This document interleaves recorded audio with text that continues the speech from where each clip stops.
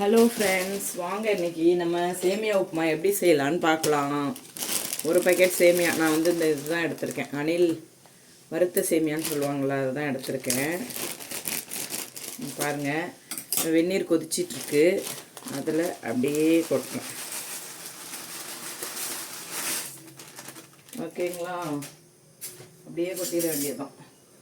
இதை வந்து நான் வந்து கொஞ்சம் அவிச்சு எடுத்துருவேன் ஃப்ரெண்ட்ஸ். அப்படி இல்லைன்னா அவிச்சு எடுக்கலைன்னா என்ன ஆகும்னா அப்படியே குழ குழன்னு இருக்கும். அவிச்சு எடுத்துட்டோன்னா இந்த மாதிரி தண்ணியில் வெந்நீரில் போட்டு வெந்த பிறகு அதை வடிகட்டிட்டு நம்ம செஞ்சோம்னா நல்லா இதாக வரும், பளபளன்னு இருக்கும். இல்லைனாக்கா அப்படியே கொழன்னு போயிடும். அப்புறம் நல்லா இருக்காது. அது குழஞ்சி போச்சுன்னா நல்லா இருக்காது. அதுக்கு தேவையான பொருள் பார்த்துக்கலாம். பாருங்கள், கேரட்டு, பீன்ஸு, ஒரு பாக்கெட்டுக்கு நான் இவ்வளோ போடுறேன். பீன்ஸு, பச்சை மிளகாய், தக்காளி, வெங்காயம், இவ்வளோதான். கொஞ்சம் கருவேப்பிலை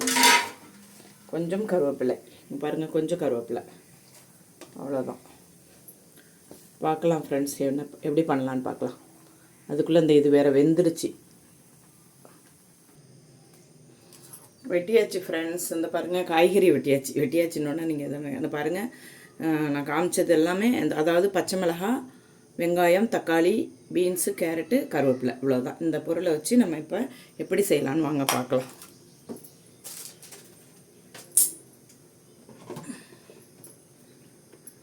ஆயில் போட்டுக்கோங்க. கொஞ்சமாக விட்டுட்டா போதும் ஃப்ரெண்ட்ஸ், நிறைய விட வேணாம். அப்புறம் கையில் எண்ணெயாக ஒட்டும்.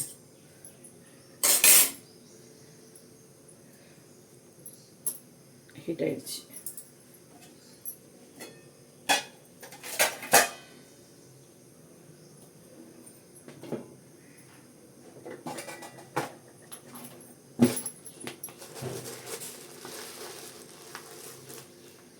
உளுந்தம்பருப்பு, கடுகு,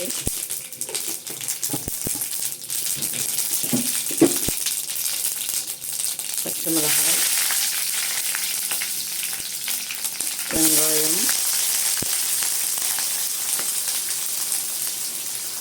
கருவேப்பிலை, தக்காளி இதெல்லாம் போட்டு வதக்கிறாங்க. நல்லா வதக்கிட்டு கொஞ்சம் வதங்க, உப்பு போட்டுக்கோங்க, அப்போ தான் சீக்கிரம் வதங்கும். அதாவது இந்த உப்புமாவுக்கு தேவையான அளவு உப்பு.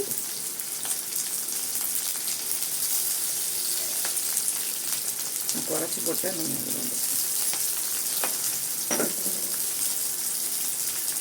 அவ்வளோதான் ஃப்ரெண்ட்ஸ். வெந்துருச்சுங்களா? இங்கே பாருங்கள், ஓரளவுக்கு வெந்துருச்சு. இதோட இப்போது பீன்ஸு,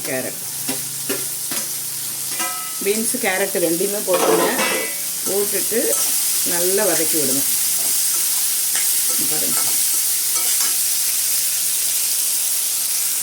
இப்போ பாருங்கள், பீன்ஸ், கேரட்டு ஓரளவுக்கு வெந்துருச்சு. இதை பாருங்கள், வெந்துருச்சு. இந்த ஸ்டேஜில் கொஞ்சமாக அந்த பீன்ஸ், கேரட்டு வேகிறதுக்கு மட்டும் கொஞ்சமாக தண்ணி விடுங்க. கொஞ்சமாக, அவ்வளோதான். இந்த பீன்ஸ், கேரட்டு வேகிறதுக்கு மட்டும்தான் நான் விட்டுருக்கேன். உப்புமாவுக்கு ஆல்ரெடி நான் சேமியாவை வேக வச்சு எடுத்து வச்சுருக்கேன். அதனால் நிறையா தண்ணி விடக்கூடாது. வேகாமல் போட்டோம்னா கொழன்னு போயிடும். உப்பும் போட்டாச்சு. சரி வாங்கப்பா, நான் ரெடியாக இருக்கான்னு பார்க்கலாம். கரெக்டாக வெந்துருச்சு பாருங்கள், நல்லா வெந்துருச்சு பாருங்கள். வெந்துருச்சு பார்த்தீங்களா? இங்கே வெந்துருச்சு. அவ்வளோதான். இதில் நம்ம தண்ணி விட்டோம்ல, இந்த பாருங்கள் லைட்டாக இருக்குது. இது வந்து சேமியாவை கொட்டி கிண்டும்போது அந்த சேமியா இழுத்துரும் அந்த தண்ணியை. ஓகேங்களா? இப்போ பாருங்கள், கரெக்டானப்பா தான் இருக்கா? பாருங்கள், சேமியா வேக வச்சு எடுத்து வச்சுருக்கேன்னு சொன்னால.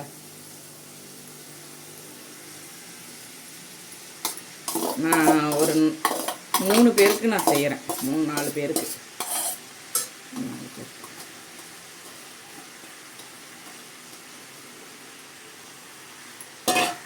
ஓகே, பாருங்கள். ஆல்ரெடி நம்ம உப்பு போட்டாச்சு. எல்லாம் அவ்வளோதான். இதுக்கு வேறு மசாலாலாம் எதுவுமே நான் போடுறதில்ல. இப்போ மசாலா சேமியாலாம் செய்கிறாங்க. இது சாதாரண சேமியா உப்புமா. மசாலா சேமியா இன்னும் நல்லாயிருக்கும். அது ஒரு நாளைக்கு நான் உங்களுக்கு செஞ்சு தரேன். இந்த சேமியாலே நிறைய வெரைட்டிஸ் பண்ணலாம். நான் உங்களுக்கு செஞ்சு தரேன், செஞ்சு காட்டுறேன். நிறைய வெரைட்டியாக செஞ்சு காட்டுறேன். இது சும்மா சாதாரணமாக செய்கிறது பாருங்கள். உப்புமா ரெடி ஆகிடுச்சி. இங்கே பாருங்கள், அப்படியே உதிரி உதிரியாக நான் அவிச்சு போட்டதுனால எவ்வளோ உதிரி உதிரியாக வருது பாருங்கள். இந்த குழப்பு தன்மை இல்லை பாருங்கள், உதிரி உதிரியாக வருது பாருங்கள்.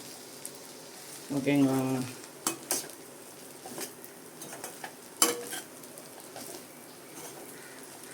ரெடி ஆகிடுச்சு பாருங்கள்.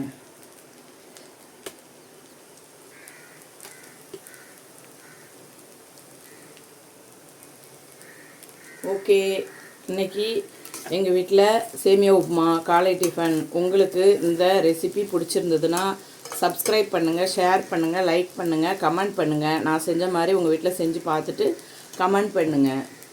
ஓகே ஃப்ரெண்ட்ஸ், அடுத்த ரெசிபியில் சந்திப்போம்.